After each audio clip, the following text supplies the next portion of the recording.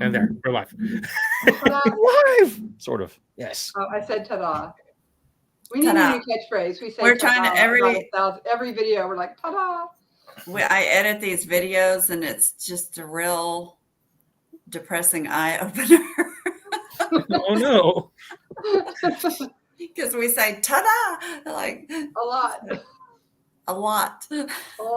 It is funny. I also like doing this, and then I can definitely attest that the actual notice that we all have our isms that we tend to say a lot when we go through our videos looking for like the perfect little moments to add to like the next major video or something. And yes, and I want to do like a whole stream of just us saying ta-da. like, ta-da. Wow, Well, it would not be hard at all. And then the other thing is, I look scarily like my mother, which I don't know that that's a bad thing, but it's just a shocking thing. I'm like, what is my mother doing? It's like, well, I look like our grandmother. No, like, that's me. Really like my grandmother. Yeah. Yeah, I noticed that I'm also the more and more I record myself, more and more I start looking like my dad too. So I feel it. And there's the whole Warsh thing. Who's talking? You're in. I was sitting there waiting for my link. Sorry. I said it yesterday. I'm sorry. Wait, seriously? Yeah. Yeah. Okay. Cool. Okay. Cool. Yeah, everybody's here. Now we just let's see. Shoot the shit for 3 minutes. I'm gonna play around with us, making us look like. Can we put 3 people down? Are we doing the Brady Bunch thing again? Yeah, the Brady Bunch flip. We have to. Something like that. I don't know. It won't let me move 3 people to the bottom. So I guess what we'll do, just to keep things consistent, is we'll have that. Don't overcomplicate. Sorry. I'll switch me right there. We go. That better? I like this. Yes, perfect. Oh, look at the buttons. Perfect. All right. Good. All good. Oh no. Dax, did you update the intro? Or are we still? I know. I'm still stuck with last year's intro. I haven't even touched it the last 2 weeks. No worries. Although I was thinking about ripping the music from Steamboat Willie. You can't. Wait, does it count for the music or just the? I think the whole thing. The whole thing.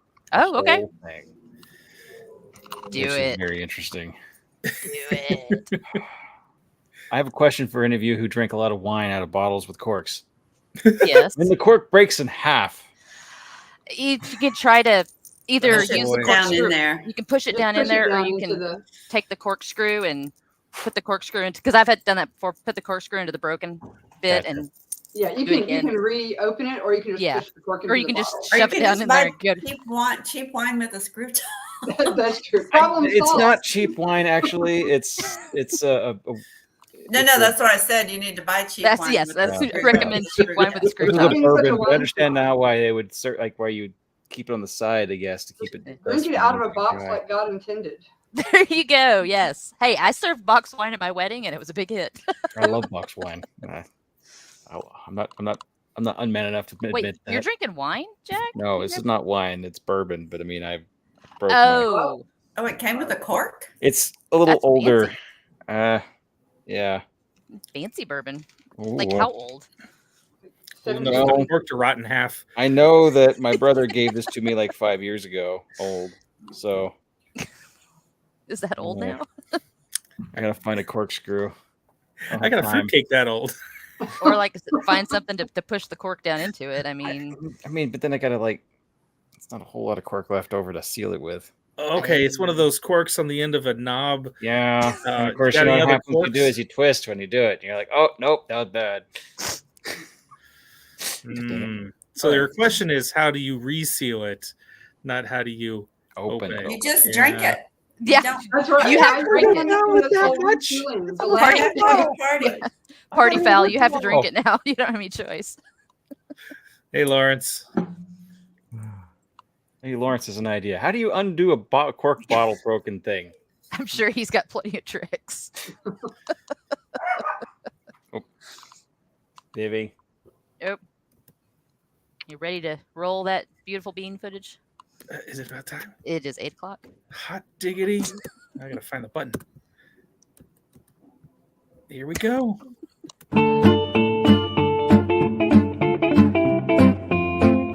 Texas Steampunk Connection coming to you live from various parts of Texas in our bunkers and airships and whatnot. I am Flavio as usual, and with me as always is Thax, the gentleman adventurer, and Jack from Steam Chest. And we have Master Blue Stocking. Say hello, guys.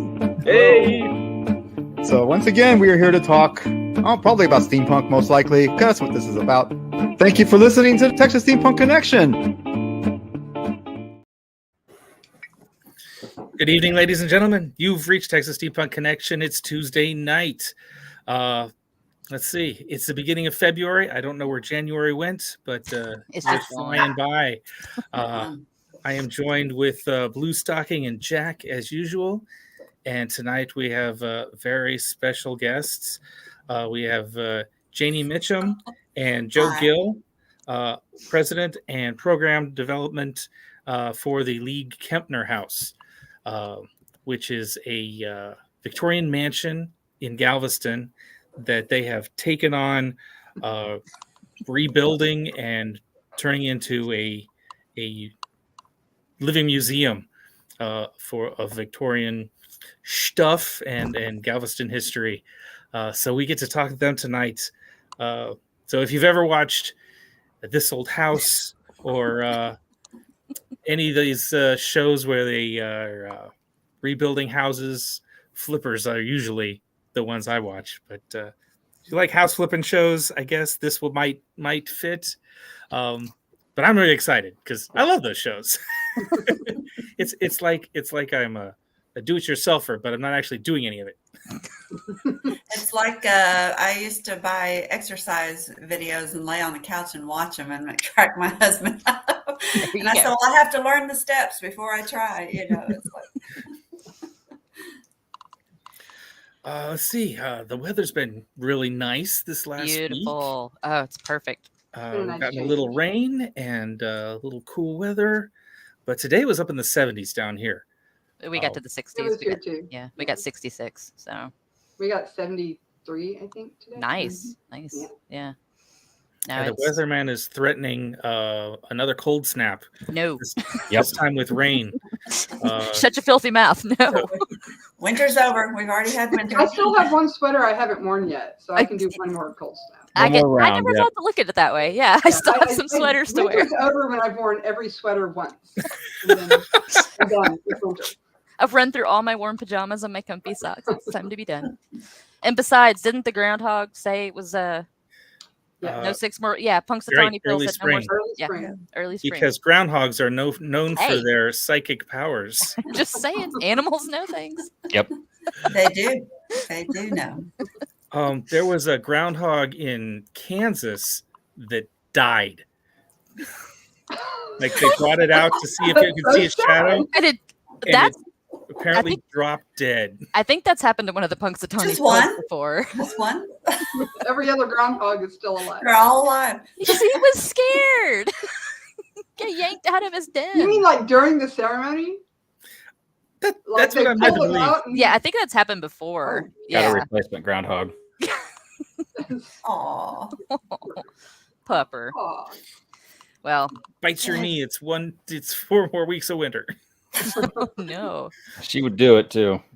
Well, it might still get cold because I haven't seen any robins yet. And we always get like a big flock of robins right ahead of the last cold front of the year because they fly just ahead of the cold weather. I think I've seen some in our backyard. I don't know. Our backyard's like a Disney movie. I think I've seen some back there, but I don't know. They kind of, I don't go outside much, so I might have just missed them. But all right. Well, Jack. Oh, sorry, Thax. Oh, I just always feel like February is like going through a gauntlet.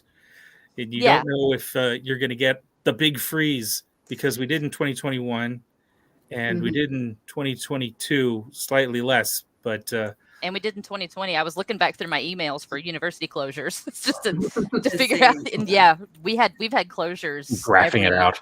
Yeah, we've had closures every year for like the last 6 years. So yeah, it's February, man. I know. I'm paranoid. You just never know. You just never know about February. You got to keep an eye on it.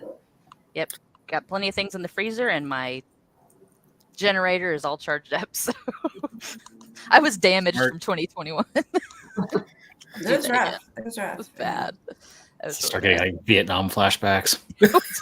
Hey, PTSD can happen from, it just depends on how traumatized you are. So, well, Jack, you want to pleasant note? Yeah, let's move on to something a little more pleasant. A really dark turn here. Let's all have a drink and lighten the mood. Exactly. So, Perfect Jack, of event. Tell everyone what you were trying to crack into before. Where were you going with that? Yeah. Well, I got part of the cork out, so we can actually drink some of it tonight. Okay. Just drill a hole into what's left of the cork. It is a Balmore Islay single malt Scotch whiskey, bourbon cask matured. So really good stuff. But it's if you like peat moss flavored, Don't know that I've ever experienced that. It's one of those that it kind of grows on you after you've had it once or twice. So Blue Stocking, you know what Band-Aids smell like? That's this. It straight up smells like Band-Aid. I'm gonna pass on that. That sounds kind of like we used to drink a beer in high school. This a long time ago. It was called Buckhorn, and it was 99 cents a 6-pack. And we used to buy one good beer and drink it first, and then you'd start drinking the Buckhorn because you didn't really care after that. So it was like 10 steps down from Pearl. I was gonna say, is it like PBR? Pearl was a high spot, yeah. Oh. Pearl was a good beer. Pearl was a good beer. Oh boy. We're showing our age here because I haven't made Pearl in like 30 years. People are like, what? Pearl? What is that? Is that true? They don't make it anymore? Do they? I don't. Maybe they do. I thought they stopped making it. I mean, they brought Zima back for a limited run. Yes. Zima was good. I remember when Zima came out. I was too young to drink. I'm like, that looks like a really cool bottle. And finally, I was just old enough to drink. I spent a lot of time with Zima in the 90s. Oh, I like Zima. That and Smirnoff Ice. That was bad. Boone's, let's get real old. Boone's Farm, Strawberry Hill. Strawberry Hill. Tickled pink. Boone's Farm tickled pink. Yeah. See, I always had Strawberry Hill was what we always managed to get people to buy us. Yeah. I was the age of wine coolers. Yep. Which it's funny because you hardly see them anymore because they've been replaced by White Claw. Yeah. I mean, they've been replaced by hard seltzer, basically. Yeah. Essentially. Yeah. Just play healthier for you because I will admit those are so full of sugar. Yes. Bartles and James was. Especially I liked coconut ones. I did too. I liked them. I thought they were good. Of course, I'm the one sitting here drinking the, really sweet orange juice and ginger ale with elderflower. So I love elderflower. Dip it in one glass. Dig it. I never thought about mixing it with anything, but yeah, orange juice would be okay with mixing with elderflower. She got some up there in the corner. I was always one that I like to show people because they're like, "That's a weird flavor." Dax, what weird beer do you have tonight? Okay, I got a weird one. I haven't tried it yet. Just got it from the grocery store on clearance. $5 a 6-pack, marked down from 10. Wow. Dax's beer corner. Bear King Brewing. Okay. This one is called Ambrosia. Misspelled so they can fit amber in it. Oh, yeah.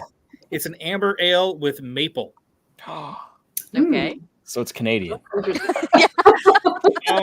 That's a good question. It is a Texas beer. Okay. Oh, so it's from the Lost Maples, the ones that were carried down during the last ice age. Lost Maples? You've never been to Lost Maples National Park? No. It's pretty, especially through autumn time, because it's basically just this valley of maple trees. It's central Texas somewhere. Okay. Like south of you and probably north of me, I think. So it's somewhere between me and you? I'm used to going from the west side of Texas. I'm like, everything's just east. Everything's just south of me. So and not to knock your beer, but $5 today, if you account for inflation, that might be a 99 cents. Oh yeah, You might be right. I'm letting that out up front. This is the clearance beer. It's Thax's weird clearance beer corner. Is that the dog smelling the bucket that it came out of? That's not on my side. No, that's my dog saying hello to Logan. Just came home, so she's okay. saying hello. Oh, She's part husky, so she's very vocal. Oh yes, I had 2 huskies. All right, Thax, give it a so shot. this is a very sweet aroma. It's got a dark yellow color and a frothy head.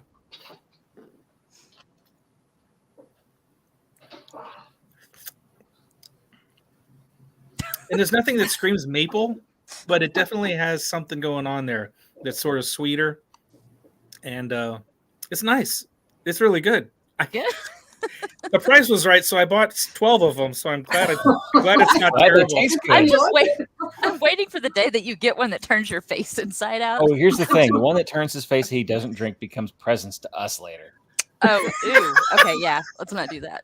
Like we give Lawrence a basket of things we detested on the show. Time to have a party and put out all the liquor you don't like. Yes. Yeah, exactly. Like a white elephant liquor party. Oh man, that could be one of the that could be like someone has to like raffle in for that or something. They make a whole event. Does beer go bad? Because I bought this weird lemongrass beer on clearance one time, and it's been in my pantry for a long time. So. It can go a little funky. It can go bad. But if your your pantry hasn't had wide ranges fluctuations in temperature, it could still be okay. Oh no, it's not insulated. Why would you buy lemongrass beer? It was on clearance. The real question. Well, Tay and my daughter and I were not big beer drinkers, and so we kept buying weird beers, thinking we would find one that we liked. Yeah, I've done that. Like this is one that if it went bad, I'm not sure how I would know.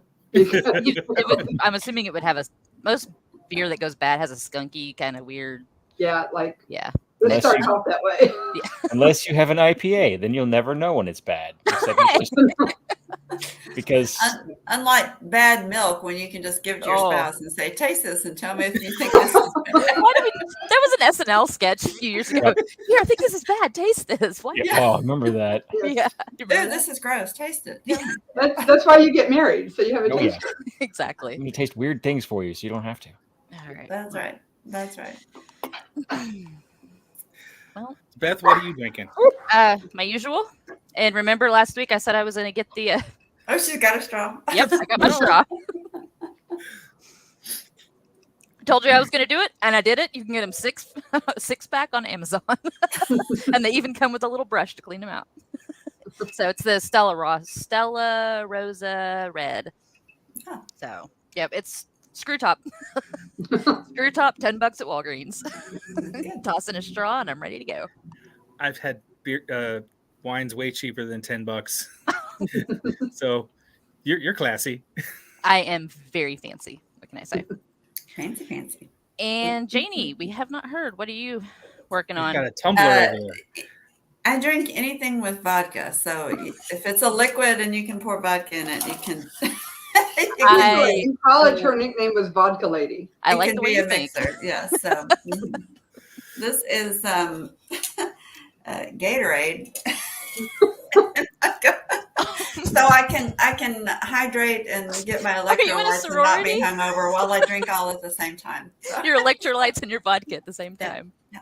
Should we talk about the time in college when I was still in high school and you had a party and didn't have No, we don't need to talk about anything. So you invited me to come to your party? To talk about anything that happened. Yeah, never talk about that. That was my first experience with vodka. Yeah. Yeah, you guys have known each other. And it ended up with her driving me back home saying, "Don't tell mom, don't tell mom." Chew some gum. Don't, yeah. Your teeth. Hide. So you guys have known each other for... We're sisters. We're sisters. Okay, I didn't do my reading sense. for it. Okay. You didn't catch that at first. Yeah. Thax may have, but he didn't let us in on it. Thax is more research. We're learning in the moment. Oh, is that what we call not telling your co-stars important information? No, this is we're all really busy, and so we don't do our research until the last minute. Yeah, we know it well. Full-time job. Yeah, she knows some things. Some things, not everything. We all keep darkest secrets between each other. Well, I know Jo because she threw this Bon Voyage party for the steampunk cruise group. They were cruising out of Galveston, and I was not able to go, but they were throwing this party, and they invited anyone who wanted to come. So Erica, Flavio, and I went down to wish them off and wish we were going with them. And that's how we met. Jo, you hosted the party at your Victorian mansion that you were sort of renovating and rebuilding, and we got a little tour of the house, and it was awesome. That was mine. Actually, you met me. That's my house. Janie's mansion. Oh, that's your house. That was her first one. It was I'm the one that got her to buy it. It's so Joe's fault. It's my fault. I have a saying. Everything is Joe's fault. It's like the 6 degrees of 7 bacon. Anything that's wrong in my life, I can get it over to Joe. Usually in 3. This is the life of a little sister. Yeah. This is what it means to be a little sister. This is what it means to be a little sister. Yes. My whole life, I wanted a little tiny wooden Victorian gingerbread house, just all fancy and cute that I could work on and fix myself. And instead, I've got 2 gigantic brick and concrete, like beast of houses. And the first one that you went to was Joe's fault because she has friends she's known online way back from message boards in the old days of the internet. And they were doing a little thing on Facebook when Facebook was brand new about homes for sale in their area. And Houston has, nothing but new homes. They've torn everything down. So Joe was looking in Galveston because there's so many cool old homes. And she came across the Lucas Apartments, which was this white concrete building right before you get to the beach with these shell cast concrete features on it. And when we were little and we go to the beach, we weren't allowed to ask, are we there yet? Are we there yet? So we'd watch for this building because when we saw it, we knew we were right at the beach. So she sent me a Facebook post and said, look what's for sale. You should buy it. Haha. And I replied back, oh, I would, but it's sale pending. Haha. And like a couple days later, she sends me another note and said, because she's stalking it, and she says, I really wanted her to buy it. She said, look, it's active. Haha. So I went with a girlfriend and who's a realtor and said, take me down. I'm not buying anything. I'm not buying. I just want to see inside. I want to know what it is. So we walked inside and started squealing like little girls running around. And I called my husband. I said that, I think you need to come to Galveston. I may want to buy this house. And he's like, I'm not driving down there. Do what you want to do. That's why you keep him. But you're on your own. I'm not driving to Galveston. He said, I'm not driving to Galveston to work on a house. So it was Joe's fault if she had not posted it or found it. It is. Her husband didn't speak to me for like a year. Yeah. So he's very supportive.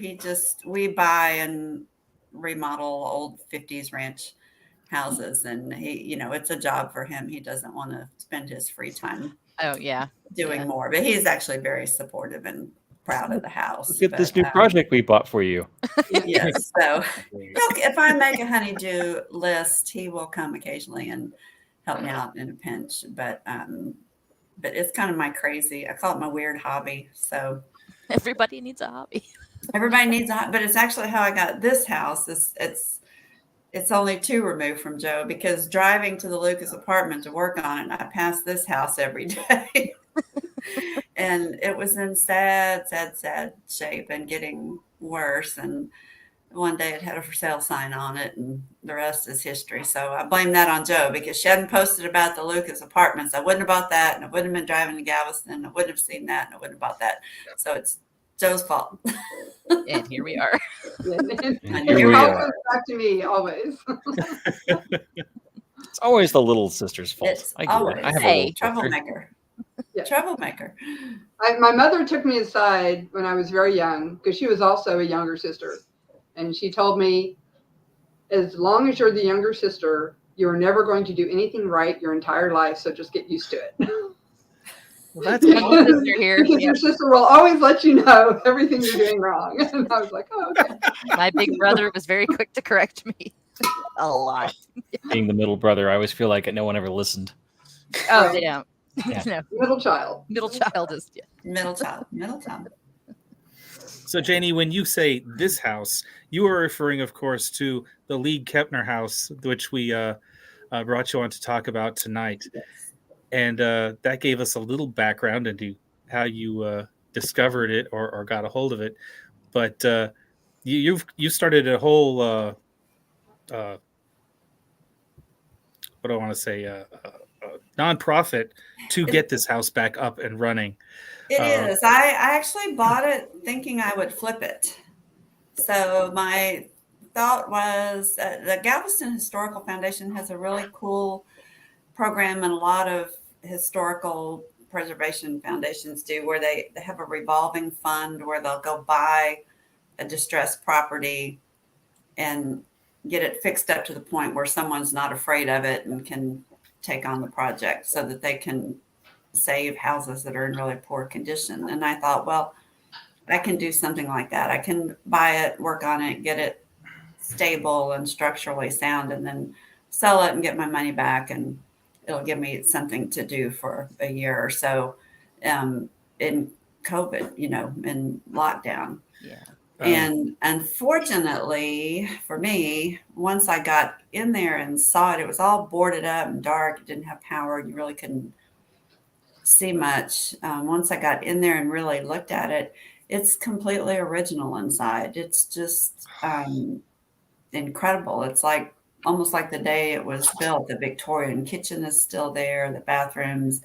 It was never chopped up or changed. All the millwork's there. It's in, poor condition, but I just could not bring myself to, gut the kitchen and put a modern kitchen in. Nobody's going to buy a house that size if it doesn't have all the right amenities to it. And so then what do you do with it? So I did a little soul searching and decided to put it in a nonprofit and open it as a house museum. So Galveston has so many beautiful old Victorian homes that are well preserved. But there's only 2 you can tour, the Moody Mansion and Bishop. So people come down and, they want to know what homes they can see. And there's really not a lot that you can get inside. So, and this one is right on Broadway. It's considered what they call the Broadway beauties, the big, big mansions that line Broadway. So it made sense. So last December, my husband and I put the deed over in a nonprofit.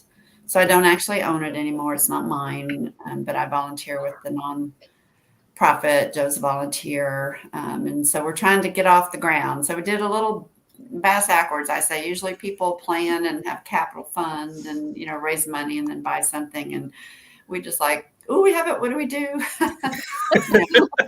We threw it in the nonprofit. And so now we're like, oh, what do we do?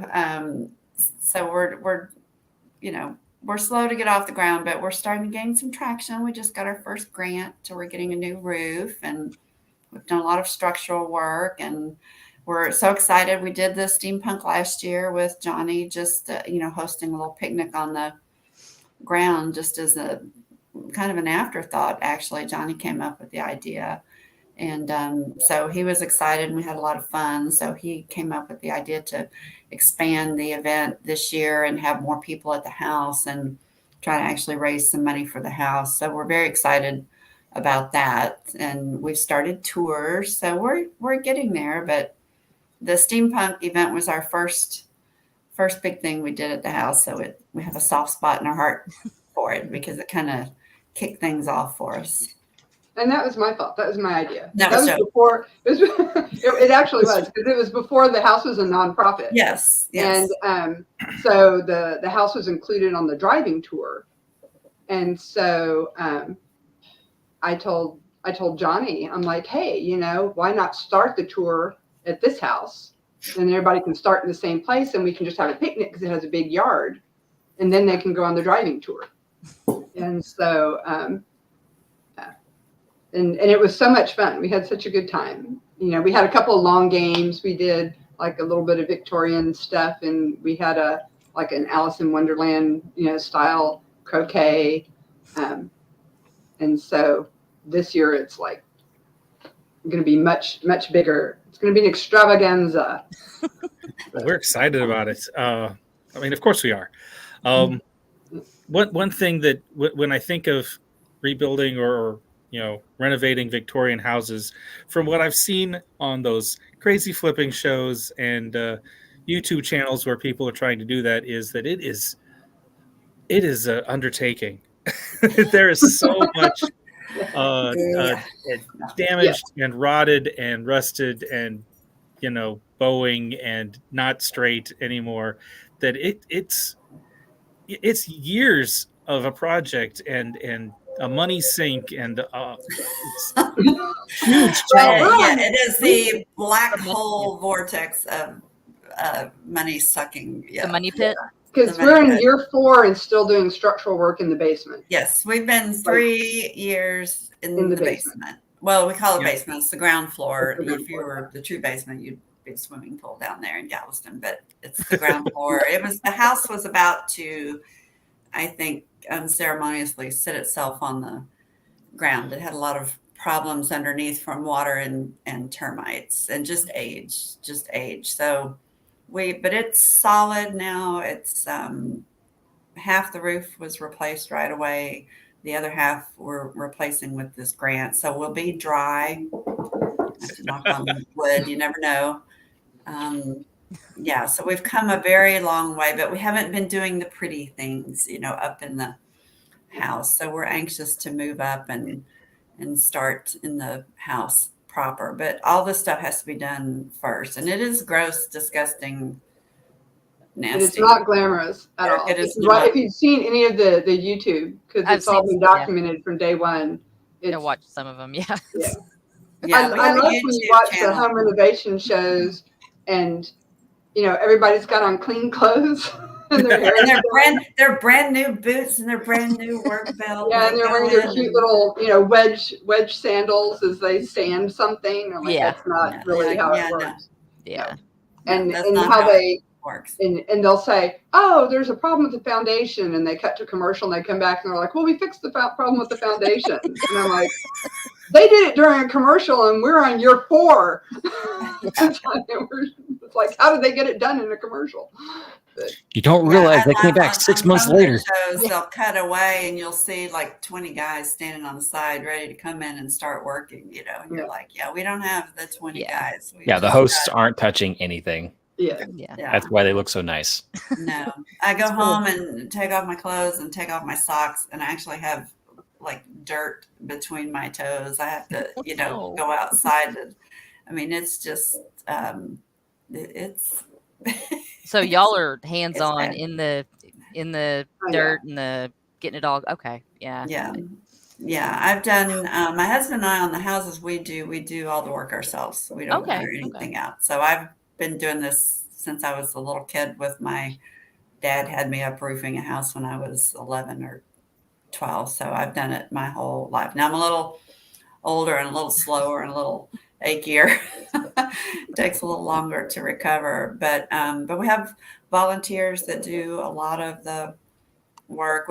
We have a paid mason that's done a lot of the structural work, but all the grunt work, all the going to the dump and the yard work. It's an acre yard. I mowed it with a push mower the first 2.5 years because it had so many rocks and bricks and stumps in it. It was brutal, but we finally cleared it enough that we can have a real lawnmower service come in and mow. So that was a big accomplishment. But the yard's great. You'll see it when you come to the steampunk event at the house. You'll see the yard it's beautiful now. We've got a big clear lawn. We just got some benches in. We've been doing a lot of cleanup and little landscaping. It's a great place to hang out and just kind of chill and throw a picnic blanket down and And come sit on our benches. Nobody sits on. We bought benches and nobody has sat on them yet. Oh no! Yeah. So if you come to the steampunk picnic, you need to sit on a bench. Fresh benches. That's going to be on Sunday, right? At the event. Yes, that's the Sunday. Yeah, I can't go to that one. Come on, we have to head back Lucy. home. I have like 5-6 hour drive back home. Okay, Ooh, well, stay in Galveston with us. Yeah. I can't. Well, you'll have to come by in the morning on your way out. We'll give you a special tour. We'll give you Might try that. Yeah. You come by and see the house if you haven't seen it. You can't come all the way to Galveston and not come. At least come by and. I would like to. We're up in Denton, so it's that's a haul to get it's back. a bit of a haul, to get there and back. But we might do that before we head back home. Oh, that's very exciting. But it's fun. It's a labor of love. I will say, after all these years of working with houses, I don't want to jinx myself, but I've been pretty lucky and avoided injuries for the most part. Oh, This great. house, Great. We're going down tomorrow. Now, this house has. I'm dialing 911 now, so I can just have the second one to put in. Yeah, this house I've broken multiple bones already in it. I'm just seriously? It's been a tough one. Yeah. Oh no! You shouldn't fall through floors like that. It's not healthy. I didn't fall through the floor. I stepped There's in. a well. It had a giant cistern underground, like the size of a backyard swimming pool. I mean, it was crazy. The cistern under the house, and it had a brick cover on it, but it had 3 manholes. And the guys were working one day and opened one of the manholes, and I didn't know it. And Joe and I got there early in the morning. I went running downstairs to turn the lights on and stepped into this open manhole. That hurts thinking about it. It was jarring. It's just like my brain was like, what just happened to me? What just happened? There was supposed to be floor here. Why am I falling? I was sitting there up to my, hanging by my armpits in this hole, and it slammed my rib cage and broke some ribs. And good. Joe had to come. Why you at us? This is my favorite thing though, because this was. She's gonna tell. We had just started the YouTube channel, right? So we had been filming since the beginning, but we had just started the original YouTube channel, and we're trying to get like a social media going. And so I heard yelling, and I didn't know where she was, and so I'm going like all over the house trying to find her, and I finally get into the basement and find her like hanging. She'd kind of managed to crawl out of it a little bit, and was laying on the floor. And I was like, oh my God. And she was like, help me. And I'm like, what do you want me to do? And she said, take my picture. She could post it. So of course, right, I have to, because my big sister told me to. So I grab her phone and I'm taking her picture, and the guys come up to pull her out of the manhole, and they're looking at me like, what the hell? What kind of monster are you? In the manhole, and you're just standing there with the camera. It's okay. It's for the internet. I'm like, it is. I'm following instructions. I do what I'm told. We did not try to recreate it though. No, that, and there's actually a video on it, and everything is like, but that was our favorite troll comment, because one of the YouTube videos where she falls in the manhole and cracked her ribs, and it's all just like the raw footage we posted. And we, at the time, we had this one troll, and he was kind of funny, and his only comment was drama queen. Oh my God. She climbed in there and made it look like she fell in. A new channel when we had to create a new YouTube channel, so it would be under the nonprofit. So it would be and sadly he didn't follow us to the new channel. We lost him. We were very sad. Because he was funny. Clearly did not like women being in charge of anything. Oh, and it's clear who I am. It's my video. I'm explaining. Every video opens with, "Hi, I'm Janie." I introduce who I am and everything. And in one of the comments, he says, and then my Mason, who I love, Ricardo, who rarely speaks. He's very quiet. He's a silent type, but I just love him. And I talk about Ricardo all the time. And in one of the comments, he said, I wonder who's making the decisions. I hope it's Ricardo and not the woman. Oh no. The woman. No. The woman. I'm gonna have her shirt made that just said the woman. I am the woman. The woman. The woman. Oh no. Yeah. That's terrible. Yeah. So, That but man we must lost be him. Constantly disappointed in life. We lost him. We were sad. He was kind of funny. Yeah. He generated views and content, you know. Yeah. If you're still out there, teeny bag of chips, if you happen to see this, we miss you. So. Please continue to post. Yeah. Leave us a comment. Let us know you're okay. We worry about you. Yeah, there's always going to be one of those anytime a woman. Yeah. It's my latest injury, I had to laugh because I tend to hurt myself just doing stupid, mundane things. I was literally just walking out the driveway and I stepped funny and rolled my ankle and broke my ankle. And so I spent 7 weeks in a boot. And like 2 days after this happened, I'm in this boot and our liability insurance inspector comes. And he doesn't ask anything about my leg or anything, but he inspects the house and he comes up and actually he talked to Joe and Joe came and said, well, he said he's going to have to write up the broken sidewalks in the front because it's a tripping hazard. And I'm just looking at my leg going, well, so. Maybe but so. Now he's a volunteer. Now he's a volunteer. Now he's one of our favorite volunteers. Yes. That's awesome. Yes. He comes and does this for us when we do tours. So. But I couldn't really argue about the finding on the sidewalk since I had just literally 2 days before broken my leg on it. So it's gone now. It's been demolished. So yes. The sidewalk? The sidewalk. The sidewalk. Not my leg. We got rid of that problem. That ankle is gone. Sidewalk's not a problem anymore. No, I broke my foot the same way. I just rolled wrong on a sidewalk and dropped right. Yeah. Yeah. Not a good time. I climb on things. I do all this stuff. You know, I'm fine. I just plain old walking. Yes. Or using hand sanitizer.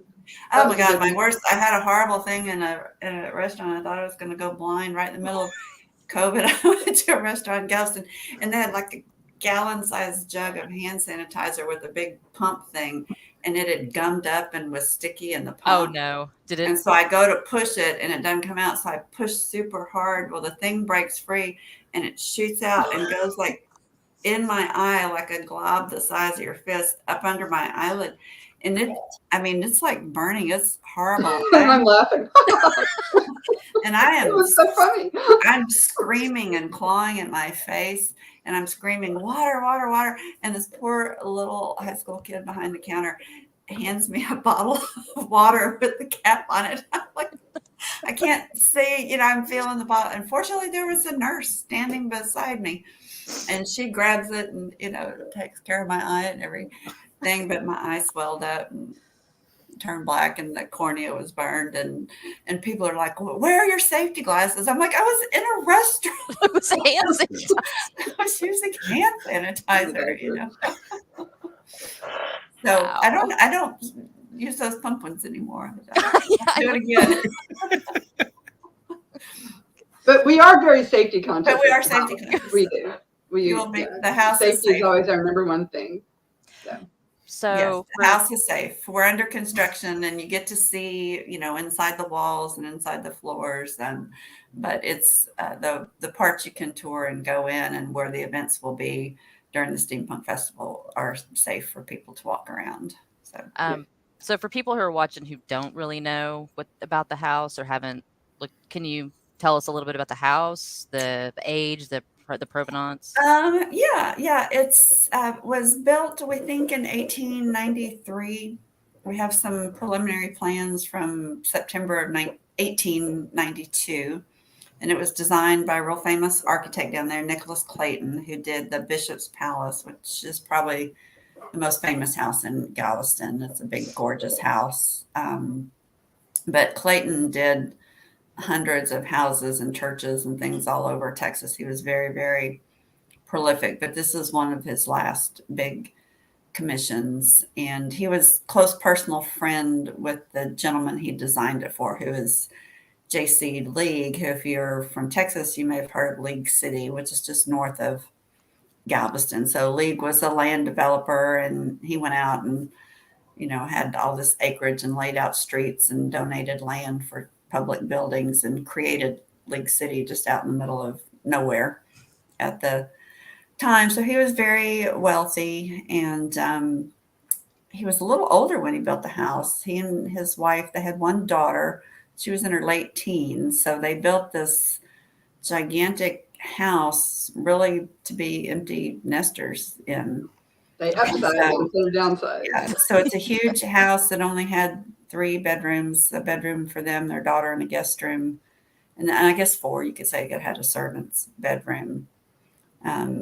But it's built to be imposing, and, it was tall and wide. It had a gorgeous portico on the side that was really fun. On the steampunk, we did the cars, the carriage house rentals, and the cars drove through the portico. That was fun. But it's just a fabulous house, and it's built like a tank. And the first floor where they entertained is fancy. And then as you move back into the servants area, it's plainer, and the upstairs is actually a little plainer. So those weren't public spaces where anybody ever visited, just the family. But then he died in, I think, 1916. He had appendicitis and died. And his widow sold the house to Eliza Kempner, who, if you've heard of Imperial Sugar, the Kempner family, that was one of their businesses. And she had been widowed with, I think, 9 children living at the time. And they were from age 1 to 22, I think, when her husband died. So they were spread out over a number of years. So she bought the house to be their family home. And she actually added on to it, which the rooms are huge. She could have divided them up and made more bedrooms, but she chose to add on. So she put a big addition on it and added bathrooms because it was built with only one family bathroom, which I think is interesting because when Daisy, the daughter, was married and built her home 5 years later, she put in 5 bathrooms. So the Victorians figured out the value of indoor plumbing pretty quickly. Yeah, so, they caught on quick. Yeah, they caught on quick. But she added bedrooms, bathroom, and I think finished out the attic. So the finished space now is about 14,000 square feet. But what just really struck me when I got in and got the plywood off and looked at it is that they added on, but they didn't touch the original. So like the Victorian kitchens didn't have built-ins. They would have had a work table and maybe a baking rack and a stove and a sink. This kitchen is sitting there with just the sink built in. The rest of it's just a room. So it never had a modern, in 130 something years, it never had a modern kitchen put in. It's just like the day it was built, which is so rare to see. So, and these home improvement shows and redo shows, they're always having to recreate trim work and put things back. And once we get the structure fixed, the pretty parts are all there. It's a lot of cleaning and scrubbing and paint stripping, but we don't have to imagine what it would have looked like, or because it's just all intact. And it has these, well, except for a couple of sad areas that had water and termites. And one, unfortunately, was it had some incredible Tiffany stained glass windows, which we had to remove and put in the fridge, and they'll have to be rebuilt. But the termites and the water really destroyed that area. So we've been able to salvage some of the wood we'll put back and repair, and some will have to be new.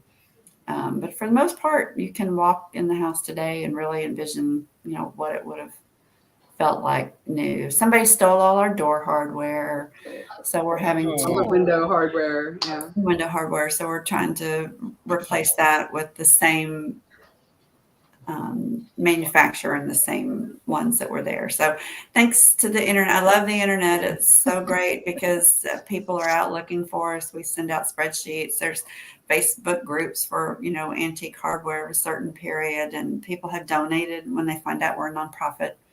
We've had some people sell us at a discount. Some just donate what they have. So we have a little collection of stuff that we'll start putting back on soon. But for the most part, it's just a fabulous, fabulous house. Well, and what's cool about touring it now is as a restoration in progress, you can see like how it was built, because there are places where there's, no wall. It's down to the studs or the floor's ripped up, and you can see, the lath work on the plaster work from the ceiling of the room below. And so if you're interested at all in like, how did they build these houses so long ago? Now's a good time to come tour the house, because you can really see the bones of it. So did it sit vacant after Kempner, I assume, passed away? No, she lived, let's see, when she died, she had a younger, her youngest daughter never married. And so Gladys Kempner actually inherited it, and she lived in it until she passed away, I think in the late 60s. So they owned it for 50 years or so.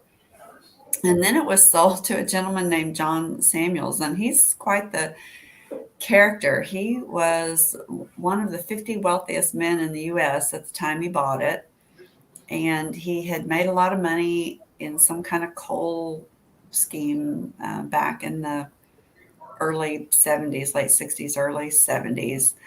And he proceeded to just wildly spend all that money. And he didn't buy he bought this house and put his parents in it. He was from Galveston originally. But he bought like an extremely well-known historic home. I've got the name written down somewhere. But he bought tons of art. He was like president of the New York Ballet. I mean, he just inserted himself into society and proceeded to spend all his money, and then ended up being sued by a lot of people over the coal scheme. And he left and moved to Dubai and didn't come back. Oh, no. So the house, and he lived a very long time. He lived to be in his 90s. So, wow. So the house just sat without ever being repaired or worked on. And his nephew lived there as kind of a caretaker, I guess, and rented rooms to people. And it was kind of a hippie commune. They'd had concerts and it was known as a wild party house. It was known as kind of a wild party house. But and they were young people, but they cared about the house. They didn't damage it or do anything to it. I met some of them later after I bought it. A couple of them cried because they were so happy that it was being worked on, because they had written to Samuels and begged him to fix the roof or fix this or that. And he just said no.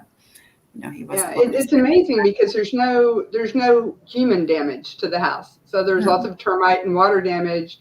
But, all those years it was known as a party house and a hangout, but they were so respectful of the house, and they took as good a care of it as they could without having the money to do the kind of upkeep a house like that needs. Wow. Yeah.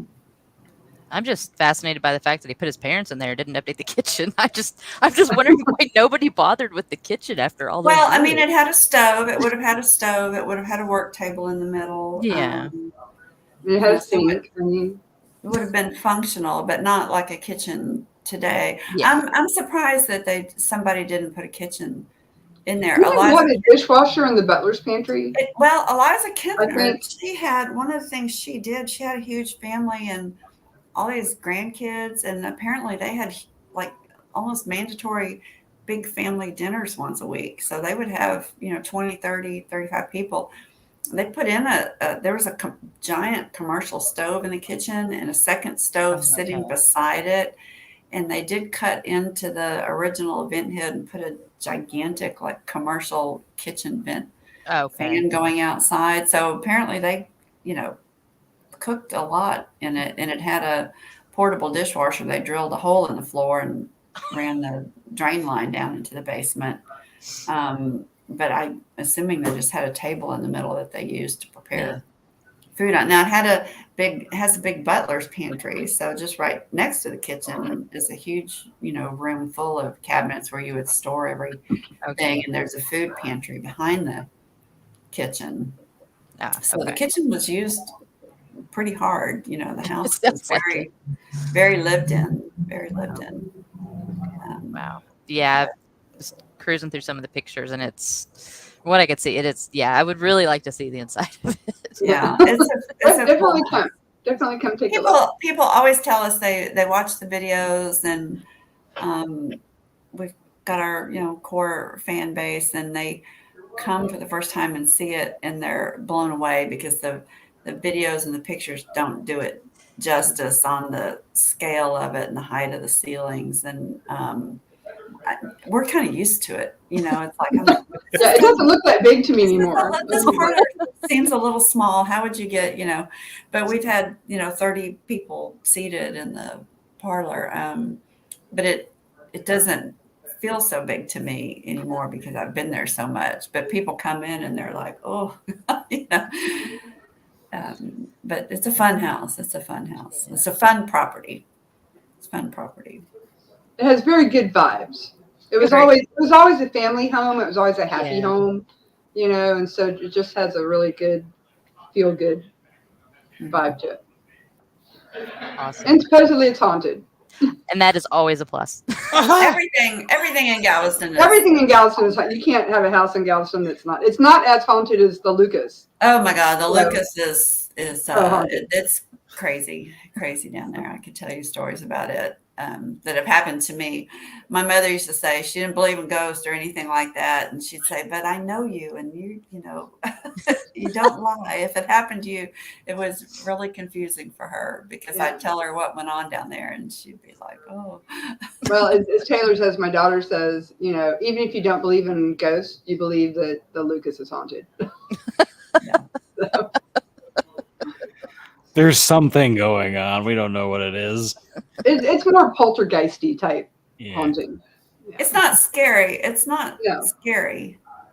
Haunted, but I'll give you the Reader's Digest condensed version. We were on a home tour, and a friend of mine, we washed every window, and there's, 50, 60 windows in that thing. And she and I both locked them because they're these big windows, and we checked everything as she cleaned and washed them. And getting ready for the home tour, my sister-in-law and I were there, and we felt wind and looked around, and all the windows are open, and they're open like this big. And you're like, okay, how did that happen? Because they're not easy to open. And you were in the house when it happened? When we were in the house, and we shut them and got ready to leave and felt wind, and she went around, and the windows in the bedroom were open again. And somebody wanted the windows open. Okay. We'll leave the window. You win. We'll leave the windows open. It's like, it's not just like a little noise or a creak or something here and there. It's like big stuff happening, but not mean or scary. Just just energy. Just energy. Mm-hmm. Johnny had mentioned his plans to start a new paranormal festival in Galveston later in the year. Yes, he's doing that. The Ghost Coast will be in October of this year. At the League-Kempner House. But he wouldn't commit to whether or not your house was haunted. He wouldn't tell us anything. He was being very coy. Well, we had an event on Friday the 13th in October, and we had some psychic mediums do readings, gallery readings, and we had some paranormal investigators come in, and they all felt like there was a lot of activity there. In fact, the psychic mediums want to come back. They're coming back in March 23rd, I believe, to do readings again because they were kind of blown away by it and wanted to come back. And that's fun. That's fun. Yeah. But Galveston, with the 1900 hurricane, even if your own house did not have some kind of event in it or tragedy or whatever, there were so many lives lost there that, people say that that energy is just pervasive across that end of the island, whether it was in your house or not, because there were just, there were 8,000 or 9,000 people in that concentrated area that were killed. So some cities are just haunted. Yeah, that was a lot. Yeah. But it's I just got confirmation from Johnny that the Ghost Coast Festival is planned to be right there at the League-Kempner House. Were we not supposed to say anything? Sorry, Johnny. Did we? Are we not supposed to say anything? Should have told us not to tell. That's what he didn't say. Well, it's funny because he asked if we could have him on the show the next episode so he can respond to us. Point counterpoint. The naughty things we've been saying about him. Yeah, he's been a wonderful supporter. He and Jen Gill with Spooky Galveston, they're putting on the Ghost Coast, and it's so nice to see the community step up and people are interested in the house and trying to come up with creative ways to help us and get the word out and raise a little money and bring awareness to the house. So Joe has been in steampunk forever and knows Johnny, and so I'm kind of new to the community, but it's really nice, and everybody's been just very helpful and reaching out and caring about the house. So it was fun. We had a blast last year, so we're really looking forward to it. Yeah, I'm excited. I would like to go to the Ghost Festival. I think that'll be fun. Yeah, and that's in October, y'all said? I'm not sure of the date. Does he have a date? I don't want to say. I don't want to get I thought he said it was in 2 weeks. I thought, yeah. It's tomorrow. We'll let Johnny. We'll let Johnny talk about it. Yeah, I thought he said it was October, but I can't remember. I think it's October. Yeah, it's in October. But I don't know. Yeah, I would like to go to that. Shut up, Johnny. It's not tomorrow. It's tomorrow. Well, that's a problem. We are getting on toward 9 Johnny's in o'clock. charge. Yeah. But we neglected Jo, and I never got to find out what she's drinking. And it's been bothering me the whole hour. So yeah, it was orange juice, ginger ale, and elderflower, Oh, which is a riff on. I don't know if you remember, but at the Bon Voyage party, we had a drink called the Clever Jeanette, named after my daughter, which was blood orange soda, gin, and elderflower. But I had no gin. But this is my homage to the Clever Jeanette. I must have missed it. I'm sorry. Yep. Yeah, that was. Jack has had an elderflower liqueur that he's brought to the show a couple of times. I do like my elderflower liqueur. I have to had the big my bottle. wife for that one, Lex. She's the one that finds good ones and always brings something interesting for me to try. Yeah, this one is Saint Germain. It's the last bottle I had was not Saint Germain, but the bottle is so pretty that I had to buy. That's the one that gets really thin. That's the one we have right now currently. Yeah. I was glad to hear you talk about buying Zima for the pretty bottle, because that is how I select my wines. Hey, I do too. If it has a pretty bottle, it must be good. So I like the labels. Yeah. Yes. Yep. Yeah, I'll save them. All righty. Well. I almost bought a car because I like the license plate. So I bought my new car because it was so pretty. So. Yeah. Oh, yes. Johnny wants y'all to tell us about your T-shirts on your website. Oh, the merch. Yeah, Johnny's been merchandise. promoting all over here. Okay, we've done all this, and I didn't really plug the house. I just suck at this. And It's all good. We have a website. We have a website that Joe built for us, League-KempnerHouse.org, and on there we have a little online store now. We have merchandise. We have 2 styles of T-shirts, and hold on. And we still have Christmas ornaments left over that are painted on wood from the house. I'm in my utility washroom / office, so I like shoved everything to that side to be neat. But we had volunteers. We used old wood. This is 130-year-old wood from the house where we had to do some demolition for plumbing. And we had volunteers that painted and made all kinds of cute little Christmas ornaments. So and cute. Some slate off the original roof that we found on the property. These are little shelf ornaments. And we are working on some other things right now, hopefully a little more steampunk related to go up there. So all the proceeds go directly to the house. We're a 100% volunteer organization. We're a 100% volunteer organization. So we do hire, like I said, professional masons. We're obviously hiring somebody to do the roof, but we try to do as much as we can ourselves. So every dollar goes a long way with us. So you can get a League-Kempner House t-shirt. A wonderful volunteer who found us on the internet donated the t-shirt. So 100% of the sale of that comes back to us. So we've just been very lucky. You can follow us on YouTube if you do like HGTV. It is not the clean. If you want to see her fall in a well. If you want to see what real rehab looks like, we are not scripted. We are very poorly. We're not tech savvy, but we are not tech savvy. It's real. It's real. It is real. We do our best to get a new video up every Sunday. And that's, if you just go to League-Kempner House on YouTube, you'll find us. And we're on Facebook and Instagram. And we're learning how to use those too. But if you, every time somebody watches a video, we get like almost a penny.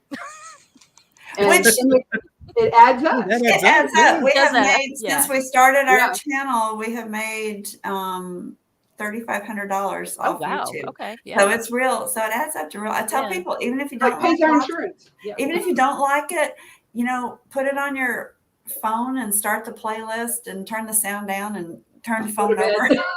I will turn it on tomorrow when I'm at work. I can tell y'all to do that. Yeah. Let that roll. Everything helps. Yeah. YouTube, if you're watching, we didn't tell you to do that, but although there are things that people can do, and that money, it all adds up. Every penny adds up. Every penny adds up. Mm-hmm. And you can volunteer. There's a volunteer button. You can fill out a form. Yeah, we've had people come in all the way from like the West Coast just to scrape paint. California for a day. California for a day. Wow. There's if you ever want to do renovation, then sign up and come on down, and there's always something to do at the house. There's always something to do. Always something to do. It might not be glamorous or interesting, but or you can find out when we're open for tours if you just want to come take a tour. We try to post every Sunday night a schedule for the week, kind of working around construction. So we try to get open at least 2 days a week for tours if we can. Awesome. So awesome. Very cool. We are very much looking thank you, Johnny, for reminding us to plug. Thanks, Johnny. That's why he's the professional. Yes, he is the professional. Yes. All right. Let me tell everybody about our patrons who are helping us keep the lights on here at the Texas Steampunk Connection. We're supported in part by J.R. Seeger's A School for the Great Game, in which an Edwardian teen named Elizabeth Bancroft is resentful about being sent to her finishing school in India, which is in fact the British India School for Spies, teaching the family business of espionage, martial arts, and the Tibetan mystic arts. The School for the Great Game is the first in a Steampunk Garage series available on Amazon. We're also supported by Fair Treasures. Fair Treasures is a selection of Texas-made female-presenting costumes and accessories for steampunk and Renaissance wear, one-of-a-kind imported jewelry. You can shop Fair Treasures at fairtreasures.com, fair spelled with an E, or on Etsy.com. Thank you, Kitty, for supporting us. We also want to thank our patrons, Jenny and Ryan Shaver, who have been supporting us for years now, it seems like, and certified aeronaut Natalie McTavish, who has been on our show a number of times. Thank you, Natalie. And a generous grant from the crew of the airship Aberfeldy, Rita and Lawrence Allen, who I know are listening right now. Thank you guys for tuning in once again. Johnny is, as I mentioned, is listening in. He will be with us in 2 weeks. Again, Tuesday night at 8:00. So we have that to look forward to as we move closer to April and the Galveston Steampunk Festival, where you'll get to actually see the League-Kempner House and so many other things. Really looking forward to it. Awesome. Is there anything else that needs to be added or said before we roll the outro?